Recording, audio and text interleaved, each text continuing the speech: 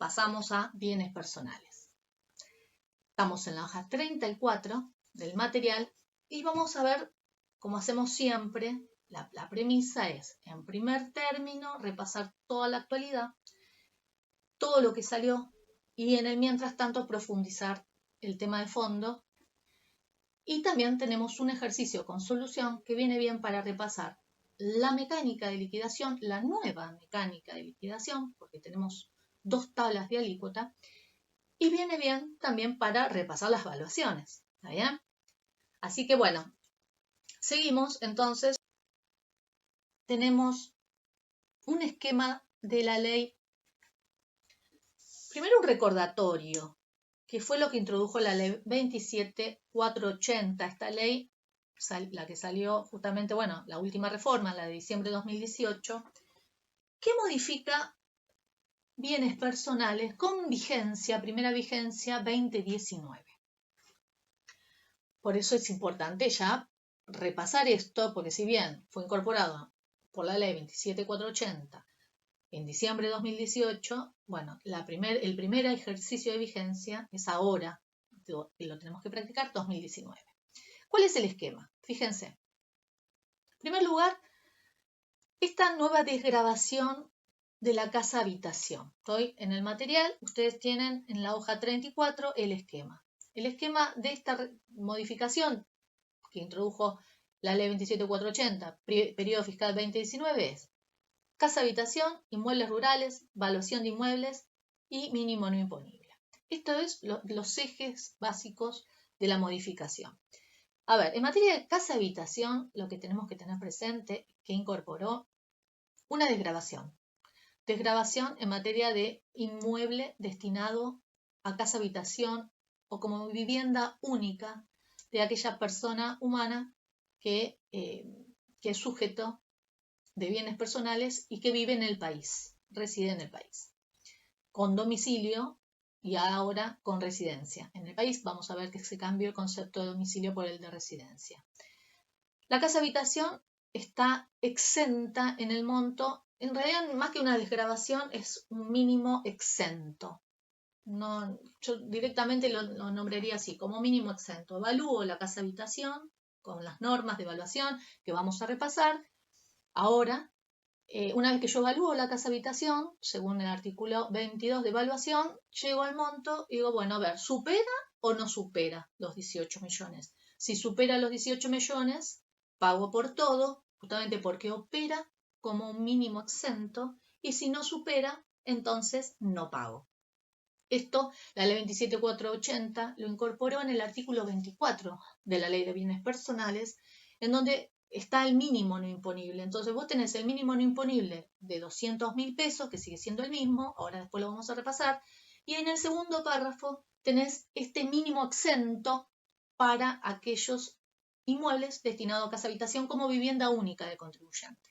Acá me gustaría hacer una reflexión o una aclaración. Preguntamos, a ver, estos 18 millones de pesos como mínimo exento, ¿es por inmueble o es por contribuyente? Por ejemplo, un matrimonio que valúa o que declara un bien como casa habitación, como única vivienda, en partes iguales porque ambos justificaron la compra en proporción, ¿sí? Ambos presentan ganancias, presentan bienes personales. En ese caso, un bien, no sé, supongamos de 30 millones de pesos. Tengo un mínimo para el bien, tendría que pagar por la diferencia, pero resulta que ella declara 15 millones, él declara 15 millones, porque se declaran en proporción. Acá la respuesta, o lo que se considera, por lo menos la doctrina en su generalidad, en este caso está alineada en esta línea de pensamiento, es justamente que el mínimo exento de 18 millones se aplica por contribuyente. Si es por contribuyente, va a ser, bueno, ella declara 50%, 15 millones, no pagaría ninguno de los dos porque 18 millones se aplica para ambos, porque es por contribuyente y no por inmueble. Sería caso de condominio. Esto tiene su fundamento en un poco en la práctica por cómo determinó los anticipos el fisco por sistema, y también tiene su fundamento el tema de condominio, el artículo 57 del decreto reglamentario de impuesto a las ganancias, donde en los condominios esto se considera justamente como un condominio y se reparte el monto respectivo, en este caso, del mínimo exento. ¿Está bien? Bueno, inmuebles, seguimos en la hoja 34 como segunda modificación de la ley 27480, los inmuebles rurales. Los inmuebles rurales son aquellos inmuebles que el catastro así lo define. O sea, la boletita de renta me tiene que decir que el inmueble es rural. Puede ser una chacra, bueno, pero es un inmueble rural. Así me indica el catastro. En este caso, acá se acabó todo tipo de discusión alguna. ¿Por qué? Porque los inmuebles rurales están exentos siempre. Acá la exención pasó de ser subjetiva a objetiva. El inmueble rural en sí está exento, sin importar el sujeto que obviamente, ¿se acuerda que antes lo remitía al artículo 2, inciso E, de el impuesto a la ganancia mínima presunta? ¿Y qué decía el 12? La persona física titular de inmueble rural que lo destinara, ¿se acuerdan? Que estaba inexplotado, destinado a locación. Bueno, era toda una disquisición y la doble gravabilidad respecto de ganancia mínima presunta, bienes personales. Acá me remonta a fallos que fue ganando el contribuyente respecto justamente de la doble gravabilidad del inmueble rural afectado a una empresa unipersonal. ¿Se acuerdan? Hilario Gaviglio, el fallo Molaro. Y ahora, este año, yo digo ahora, pero en realidad fue en el año 2019, salió otro fallo que ustedes tienen al final del material. No nos vamos a la hora a verlo, pero se los dejo. Olazo Rodrigo es un fallo de cámara donde también le da la razón, recurso de apelación, donde le dan la razón al contribuyente en materia de inmueble rural. El inmueble rural en sí es el inmueble que está exento, sin importar la afectación de dicho inmueble. Hoy, entonces, resumiendo, el inmueble rural está exento como en carácter objetivo, no subjetivo. Quiere decir que si el inmueble rural vos lo afectás a una tercera categoría, a una explotación, ese inmueble rural está exento. ¿Sí? Porque ya está clara la exención. Ya cambió, sin importar, está exento. Si el inmueble rural lo afectás a locación, está exento. Si el inmueble rural está inexplotado, está exento. ¿Estamos de acuerdo? Hoy no tenemos discusión alguna en materia de inmueble rural. Muy bien. ¿Qué más? Valuación de inmuebles. Esto también lo incorporó la ley 27480 en materia de inmuebles. ¿Se acuerdan que se evalúa a valor residual, que es valor de origen menos amortización acumulada? Una cosita que me gustaría comentarle respecto al inmueble rural.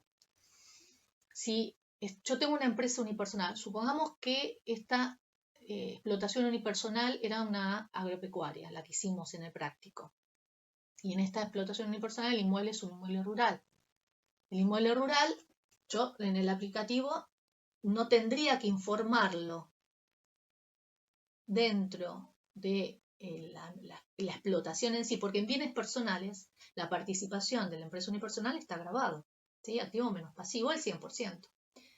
Ahora bien, el inmueble rural, si yo lo dejo en el activo, me va a incrementar el porcentaje de participación y va a estar grabado. El inmueble rural lo tengo que sacar. Eso ténganlo en cuenta, porque hoy el inmueble rural ya está claro que no está grabado, que está exento, aunque esté afectado a una tercera categoría, aunque esté afectado a una empresa, a una explotación agropecuaria. Entonces lo tengo que informar aparte, lo tengo que sacar de la explotación, del activo de la explotación, para que justamente tenga eficacia la exención propuesta ya por la ley 27430. ¿Se entiende? Que esta exención ya se venía discutiendo con fallos a favor del contribuyente. ¿Ok? Y otra cosita más, en materia de inmueble rural, estamos hablando pertenecientes a una persona física, una persona humana, ¿sí? Porque si yo tengo un inmueble rural que pertenece a una sociedad anónima, si pertenece a una SRL, ahí ya la exención ya no corre, porque como bien tienen ustedes en el material, el inmueble rural perteneciente a personas humanas quedarán exentos. El inmueble rural como objeto, pero perteneciente a personas humanas va a quedar exento, sin importar el, el carácter subjetivo que tenía antes, porque me remitía al sujeto de ganancia mínima presunta. O sea, y sin importar a dónde esté afectando ese inmueble rural. Locación, inexplotado, tercera categoría, no importa, está exento. ¿Por qué? Porque pertenece a una persona humana o sucesión indivisa. ¿Estamos de acuerdo? Ahora, si pertenece a una sociedad anónima, a una SRL, el inmueble rural no va a estar exento, forma parte del activo. La sociedad anónima va a pagar bienes personales responsable sustituto a la alícuota del 0,5%, cambia la estructura de la exención, no está exento. ¿Se entiende esto? Eran dos cositas que quería agregar antes de continuar con el material. Ahora bien, estamos en la hoja 34, valuación de inmuebles. Valuación de inmuebles se modificó también el año pasado y esto ya fue aplicable para el año 2018, que lo voy a evaluar conforme a valor normas, a valor residual actualizado. Actualizo hasta marzo del 92. Bienes personales no tiene nada que ver en este caso con ganancias. La actualización en materia impositiva que estuvimos hablando del artículo 93 de ganancias para ganancias, bienes personales, no hay actualización. Todo se actualiza hasta marzo del año 92, ¿sí? Con lo cual todo lo que compré con posterioridad, el coeficiente es 1. ¿Estamos de acuerdo? ¿Sí? Muy bien. La base imponible, o sea, valor residual, comparo con la base imponible o evaluación fiscal que estoy en el material, hoja 34. O evaluación fiscal al cierre que corresponde determinado por el organismo federal que a tal efecto fue constituido.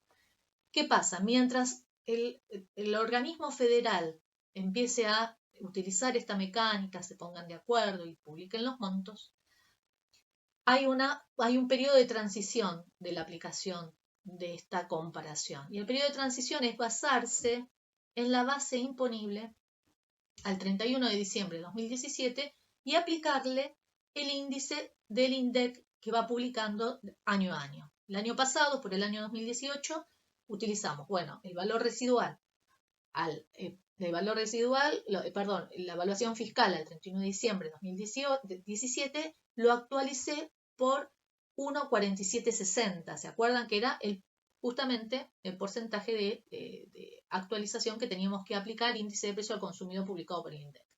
Este año también tenemos que basarnos en la evaluación fiscal al 31 de diciembre de 2017 y lo vamos a multiplicar por el coeficiente que le corresponde a este año que ustedes tienen ahí en el material en la hoja 34. 2,2713. 2,2713. Ese es el coeficiente que hoy tengo que utilizar. Entonces evalúo un inmueble, valor residual, comparo con el valor fiscal al 31 de diciembre de 2017 por 2,2713. Listo, ya está evaluado.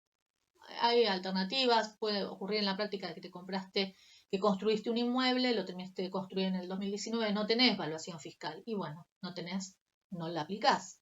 En ese caso, lo vas a evaluar a valor según normas. También puede ocurrir que te compraste un inmueble.